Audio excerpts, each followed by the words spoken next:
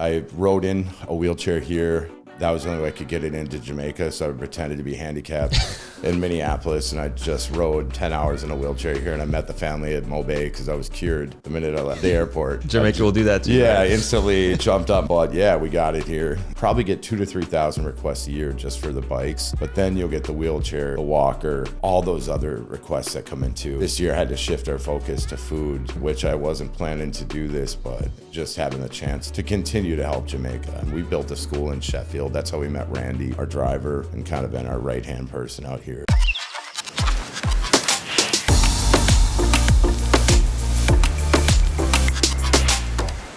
Hey Throp fam, welcome back to another video podcast episode. If this is your first time visiting, a special welcome to you. My name is Winthrop Wellington, and here on my podcast, we have meaningful conversations about Jamaica with people from all over the world. And today's guest is a special guest in that he does a lot of philanthropic work giving back to Jamaica, and he's been doing it for many years. John Liesenfeld, otherwise known as JP.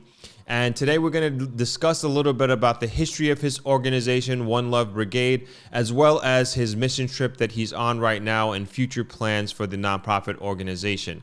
So with no further delay, I'd like to welcome JP to the podcast. Yeah, it's my pleasure. Super excited. Excellent, excellent. So if you will, can you just give us a brief introduction on yourself and introduce yourself to the audience? Yeah, my name is John. Some people call me JP too, Liesenfeld, and from Minneapolis, Minnesota. And we started One Love Brigade, a nonprofit, after going to Jamaica for years and years. Actually, my first time to Jamaica, we stole my buddy's dad's credit card.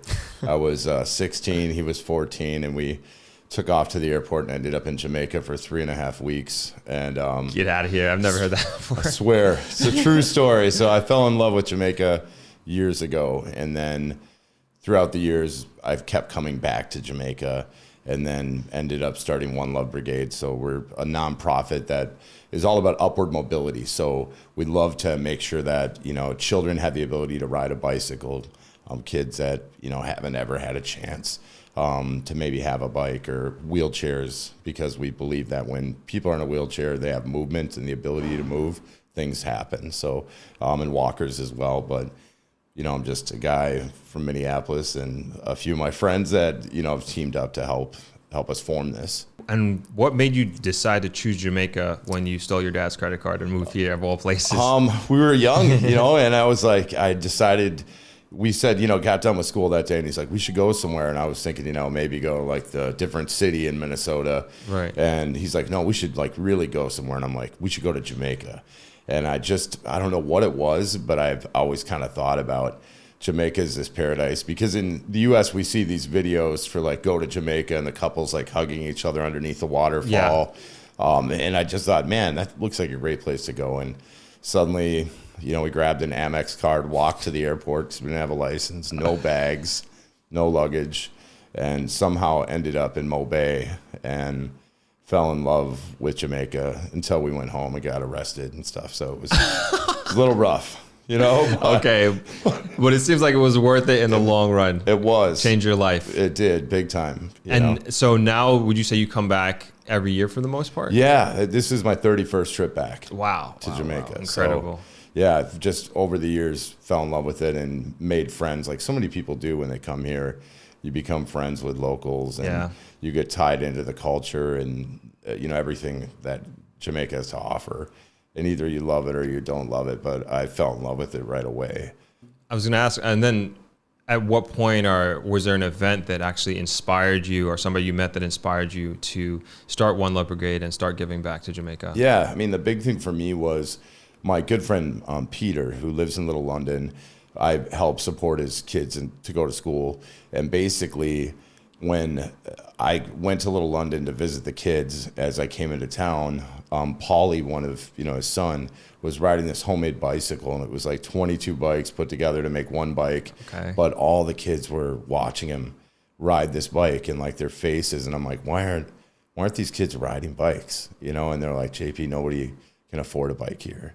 Like we just won't ever get a bike. And I'm like, we don't have bikes here. So it really bothered me. And that night I was up at Pee Wee's down on the West End, because I know Peril and Elvis and them down there. And there's a guy from Chicago that is named Charlie, and Charlie kind of lives on the border of Wisconsin, Chicago, so he claims Chicago because maybe it's a little cooler. And but I told him that night, I go, Charlie, I want to bring a couple of bikes to Jamaica. I want to bring some bikes to Jamaica. And he said, JP, there's no way that you can bring bikes to Jamaica. You lost your mind, And then I immediately was like, now I'm bringing a ton of bikes to Jamaica, because it's kind of like that old thing where your parents would tell you, like, you can't do it. Right. We're like, now I have to do this. Right. And ended up being the first year was 114 bikes. Wow.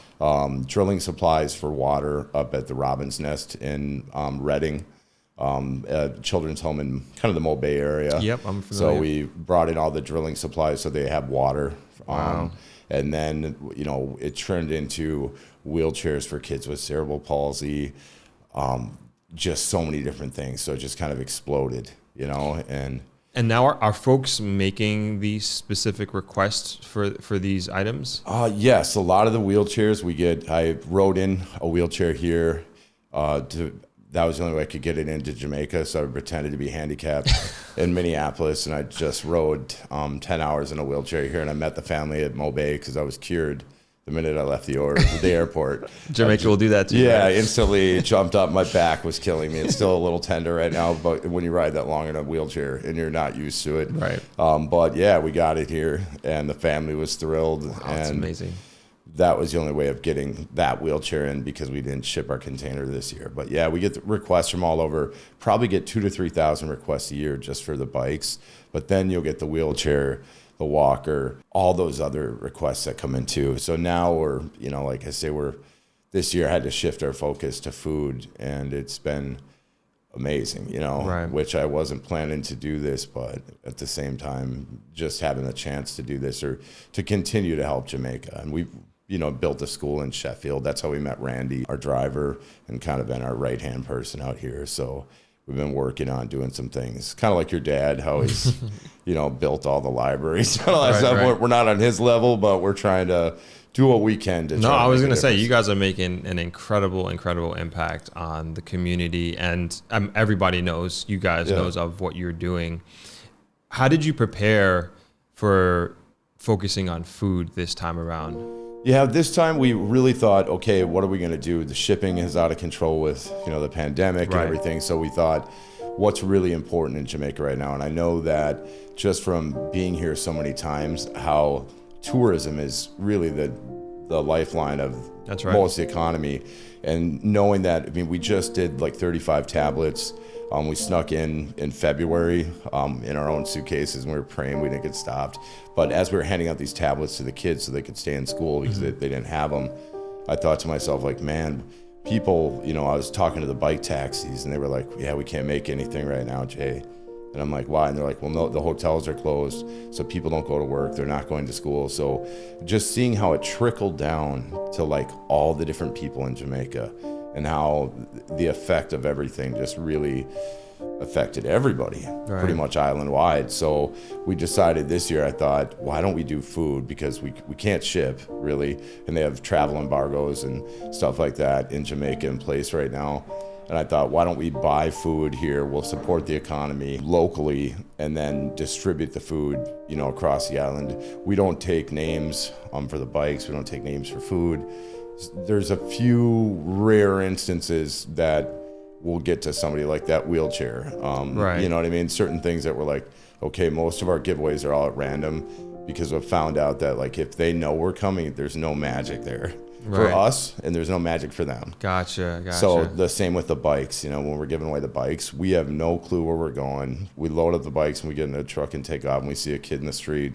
We just ask them where their bike is, and they're like, we don't have a bike, sir. And I'm like, yeah, your bike, it's at home. And they're like, no, sir, we don't. And then we give them a bike. Oh, wow. And then give them a letter so they don't get killed by their parents. Because in Jamaica, if you show up with a bike at home, it's no, you know what I mean? So we give them a letter and let them know that, like, hey, don't kill your kid.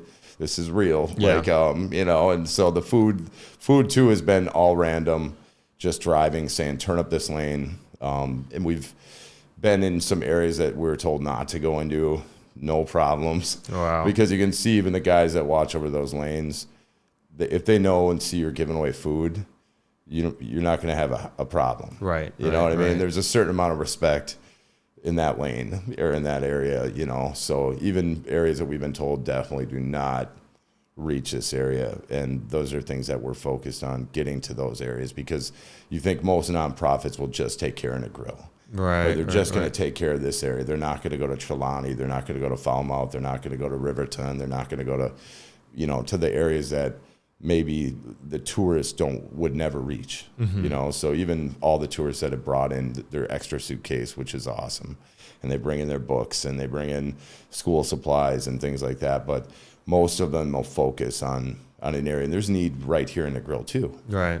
you know. So Is this the first year where you really expanded outside of Negril? Because it seems like you're going as far as Kingston from our conversation we had earlier. yeah, we've been reaching farther distances. The first year was mostly a Westmoreland type of the parish out here, and then we were getting, you know, getting the attention on social media from locals that like, what about Port Antonio? Wow, What okay. about St. Anne? What about Bamboo? What about Kingston? What about, and so then I was like, well, we look crazy if we don't go hit these areas, because now, you know, what are we going to do? Bring stuff in and just take care of Negril. You know what I mean? Right. We have to reach out. So, and as you reach out, the whole island's so beautiful. So it's fun to be able to expand and to meet people in different parishes across the island, you know?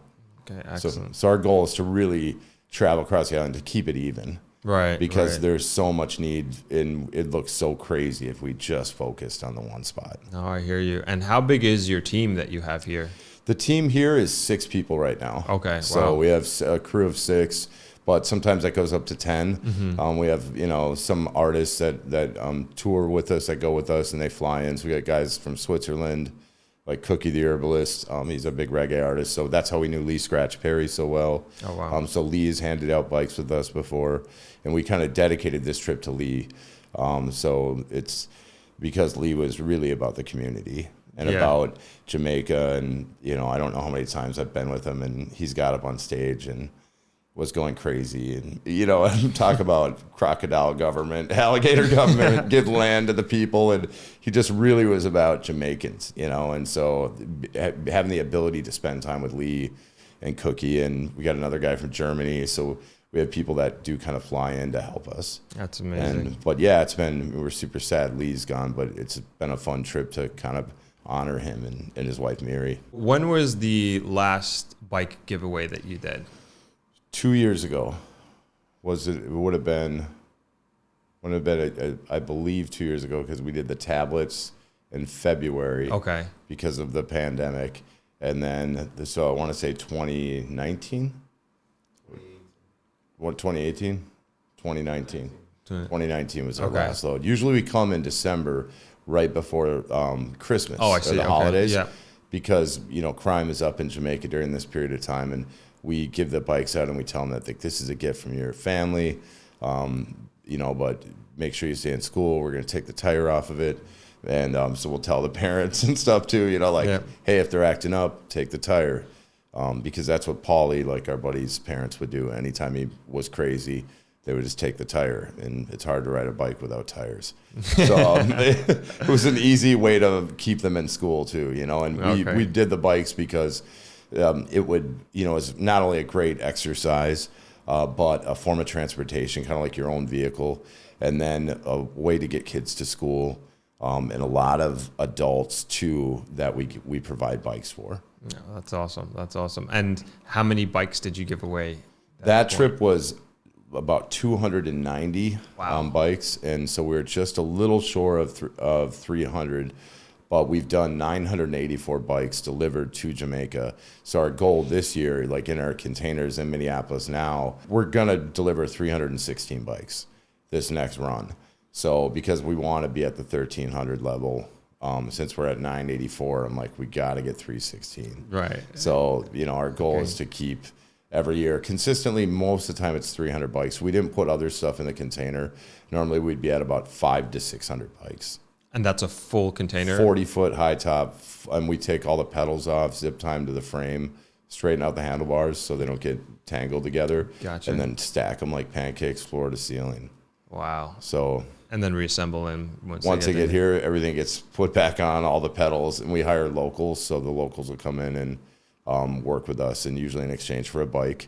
And then, we take care of them as well. So we've got a crew that helps us like every year out here that we didn't even solicit for. We just suddenly became friends with them, and they're working with us every year.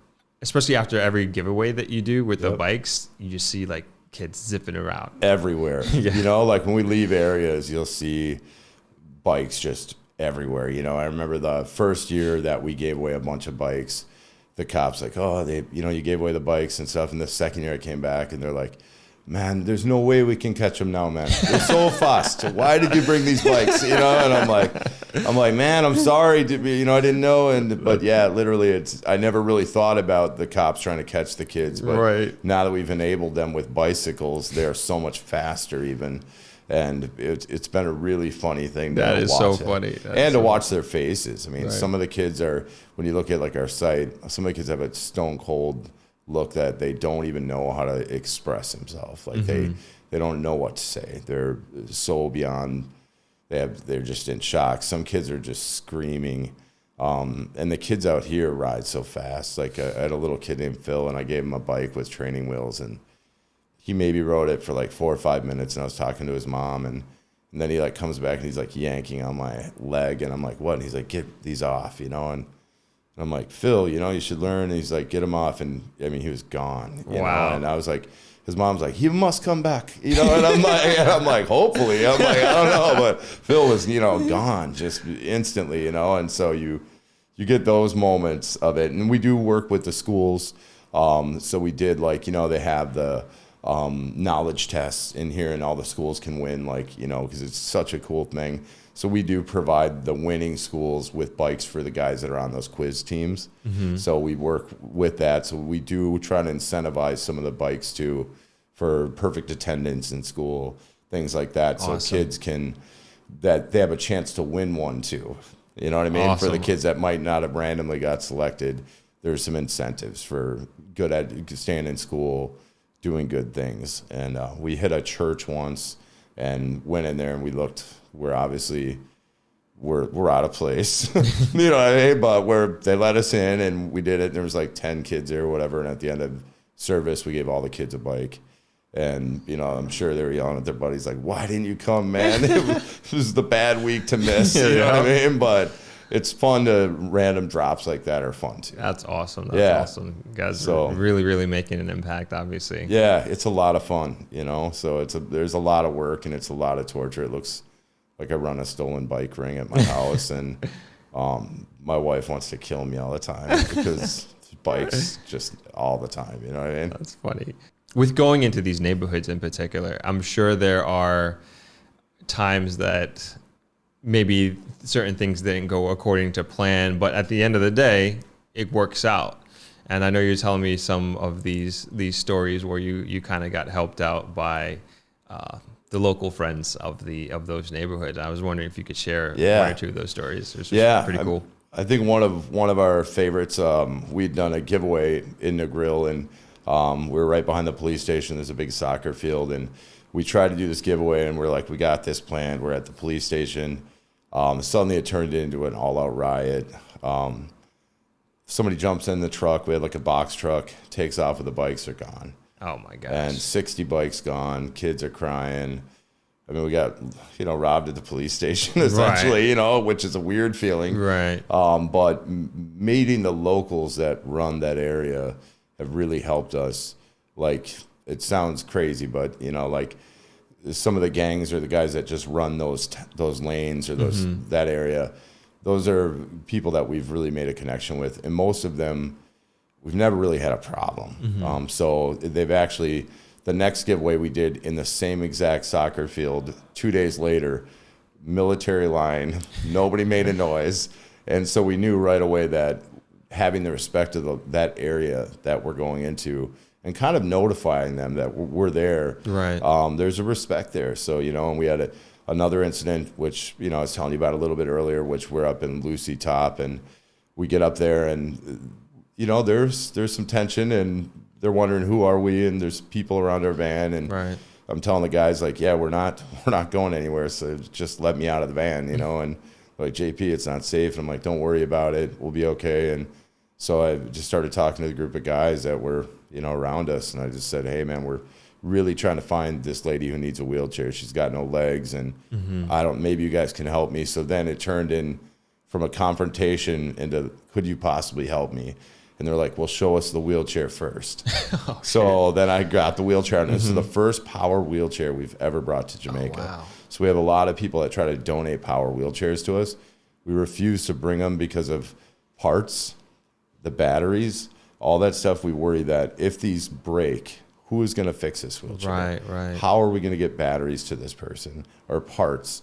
So those are real concerns. And you know that the only thing level in Jamaica is like the runway, and a power wheelchair in some of these areas without an all-terrain ability, it would be really, really rough. With that one, we were able to go with that local group of guys, take us through some, you know, a bunch of different zinc-covered sheds, and get back to this lady who needed a wheelchair. And we got her out of bed, and, you know, got her into the wheelchair, and we're able to, you know, give her the ability to move back. And she had 3 kids, and it turned out to be the head of the gang in that area. It was his mom. Oh, wow. And then we were suddenly like so safe, you know, like they were yelling, Jay, man, you can sleep right in the road, man, you don't have to worry about nothing, you know. And having that moment with them, whether you're in a gang or you're just somebody, but having that moment of like giving somebody the ability to move together, just as humans, like, is such a big deal. And that's really what we focus on,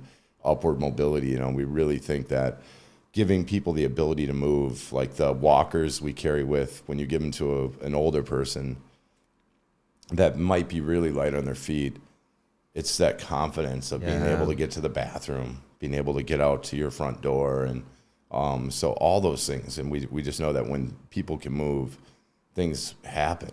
So that's really the goal with the bikes and the wheelchairs, the walkers. Oh, it's incredibly powerful.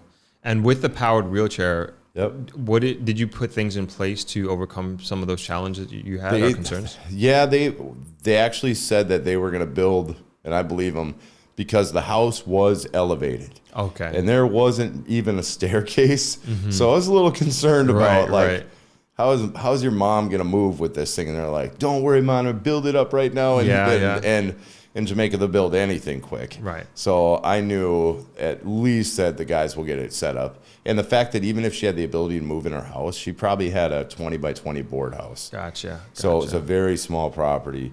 And we had to lift the wheelchair, that power wheelchair, up into the house, because it was probably 3 feet up, the foundation. But even her ability to move within the home, and I could tell that her son and everybody in the community would build that ramp quick, because they were very focused on making sure she had the ability to move. Gotcha. So yeah, but it is concerning. You know, we have some guys that we get people that contact us and say, boy, this guy really needs a wheelchair, but he lives in the bush. And like, when you're at a 45-degree angle, that wheelchair is really not right. It's not useful. You know what I mean? So some of these guys crawl. Some of them, you know, will leave at the bottom of the hill, and they'll use it for transportation after they move up and down the hill. And so it's rough, you know, but you just try to do what you can do, you know? And so what are the rest of your plans like for the rest of your trip here? So our trip here is solely food, 500 bags of food this year and 500 chickens. So we're basically, our goal was to do like 250 bags.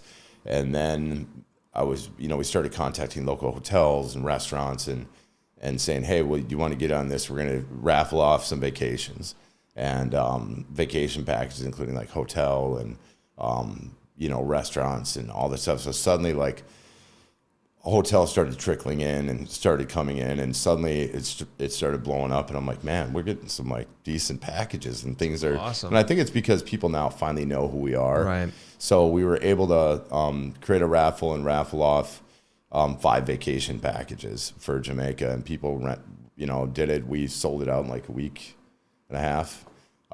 Sold everything, and then we're able to pull this off, which we were both like dumbfounded that, Sam started it with me, and we, are always bear hugging each other. Like, I can't believe.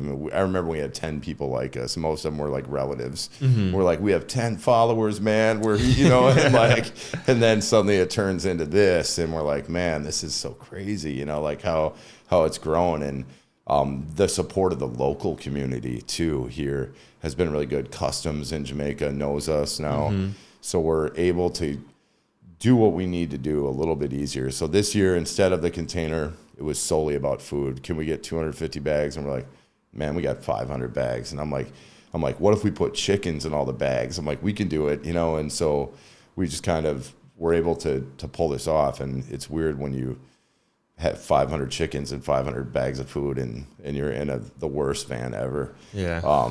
Trying to distribute. Right. You know what I mean? But it works, And if it was nice, like, if it was really nice, I don't know if I'd do it. Like, I love some of the wickedness is really my favorite part of, Jamaica. Like, there is some wild parts of it. Yeah. But if it was like sidewalks or things like that, like, I don't think I'd appreciate that. Right. Like, you know what I mean? Because I love almost getting killed when I'm on the West End. You know what I mean? I love, like, crazy drivers and all that. So it's part of that is the thrill of it, So now we're just in food distribution mode, really. That's awesome. And you're going to be doing that pretty much every day. Yeah, we're staying through the 26th. So like Christmas Eve and Christmas Day, we're just delivering food. Wow. So like that's what, my family's like, you're not coming home for Christmas. I'm like, I would much rather be in Jamaica and just be giving away food. I'm like, to me, that's what I want to do. You know what I mean? I'm like, to me, it means more to me as a person, and I love my family. But it's the same thing every year. I'm sure I'll see the picture. Right. And it will be good. But to me, I'd much rather be in the yard with somebody. We're going to eat, and it's not going to be fancy. I mean, last time we had cylinder blocks were our chairs, and we had 4 plates and 25 people. So you just waited your turn. And it was perfect, so. Oh, that's fantastic. And I mean, I don't got to tell you, like, those people are going to appreciate that to the max. It's fun. And their faces, the people that we've given the food to, I mean, I've cried, they've cried, I've hugged people I've never met before. And I've had the best hugs I've ever had in my life. And I've been married, and you know what I mean? And have kids, and like, you know what I mean? And like, never have I felt what I felt in like Trelawney and in Falmouth and like some of these areas that a lot of places will never reach. But, I had an older lady that hugged me. I'll never forget it. So it's like, those are really moving things, and it's something that you can't stage, or it's not made up, and it's a moment, so it's really, really special, Do you have your next trip planned? Yeah, we're coming in December. And then we're shipping these bikes because it's getting crazy. And so the next shipment will be December. We come, like I say, right before the holiday, just to ease up that stress of the families being able to provide a gift for their child. Because a lot of times, I have a daughter, and I can't imagine the feeling of not having a gift for your child. Right. And especially when minimum wage is low, the cost of everything is high. And to try to survive, let alone provide a gift for your child, it's so difficult. So really, we consider part of our mission to ease the burden of these families that know for the holiday you did get an amazing gift. You got a bike. So that's really a big deal. And the parents' faces, because they've never seen us before, and we don't know who they are, but we're like, hey, we teamed up with your parents. You know what I mean? Yeah. And they're like, they're looking at us crazy, but I know that it's got to help them. Yeah, and for sure. Lift that burden so they can focus on food and focus on things like that. Obviously, we worked together before, like my family's nonprofit, and I knew a lot about the stuff, but like hearing it firsthand and these stories that you're telling me on camera and off camera, like it really gives me insight into the impact that you guys are making in Jamaica. And I know a lot of people out there want to help. If you can just tell us your contact information and where people can find out more on One Love Brigade. Yeah, I mean, our websites, we have multiple sites because most people might forget One Love Brigade. So it's kind of like Bob Marley, One Love. and then brigade.com. You can also go to bikesforjamaica.com and bikes and the number 4jamaica.com. Okay. Will all get you to us. We're on Facebook. We're on Instagram under One Love Brigade, and email is onelovebrigade@gmail.com. Okay. And so they can really reach out to us multiple ways. And like I say, we're a no salary nonprofit. None of our team has ever made $1. So we all pay to go to Jamaica and, run through this experience ourselves. People a lot of times like, want to join up, man, I get a free trip. And I'm like, no, I'm like, it's not free. Like, let me tell you, they're like, you guys pay to do this? And I'm like, yeah, man, and they're like, what do you guys lost your mind? So it's always, but it's fun, and we appreciate, all the support. Like I say, we have people from all over the country and all over the world that have, reached out to us and said, we'll help you and do something for you. But anything really helps, because our biggest cost is shipping and Gotcha. getting everything here, and our container rentals and things like that, because we're storing so much stuff in Minnesota.